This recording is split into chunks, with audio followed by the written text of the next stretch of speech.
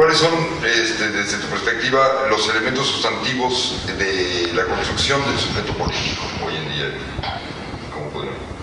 Bueno, primero me parece importante pensar que hablamos de una construcción como proceso, es decir, que partimos de las situaciones cualquiera que sea en las que estemos y desde esos puntos de partida ir construyendo alternativas que de repente no es que están fuera o alejadas o en otro lugar, sino que de repente se están gestando en las rabias que tenemos sobre lo que estamos viviendo o en las experiencias innovadoras que estamos generando en lo que hacemos. Por ejemplo, una organización campesina que empieza a tratar de buscar nuevas formas de comercialización, que empieza a tratar de buscar una producción que no destruya el medio ambiente, que esté pensando en cómo resolver los problemas de seguridad alimentaria y no solamente atenerse a la lógica, digamos, de la exportación del sistema, por decir de alguna manera.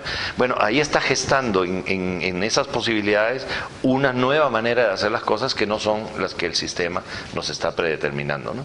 Entonces, hablar de construcción de sujeto político supone pensar un proceso que desde esas alternativas, pequeñas o grandes, propias o ajenas, y por eso es un proceso que es colectivo, que es social, no es una cosa que yo voy a desarrollar mi proceso para yo liberarme, sino que es un proceso de construcción colectiva donde me voy a inspirar en otras experiencias que están ocurriendo en otros ámbitos.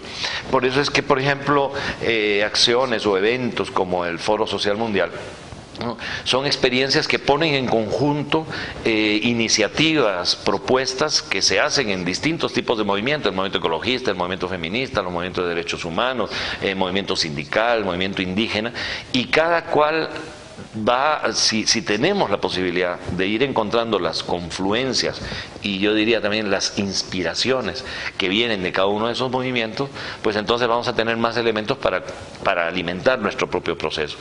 En la medida que esto sea más abierto, más colectivo, en la medida que sea también más crítico, o sea, que tengamos posibilidad de aprender de nuestra propia experiencia y dar cuenta de esos aprendizajes, pues mejor, más factible será convertirnos en sujetos políticos.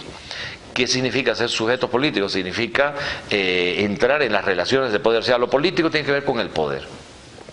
Y el poder son relaciones de poder que se dan entre las personas y entre las estructuras sociales.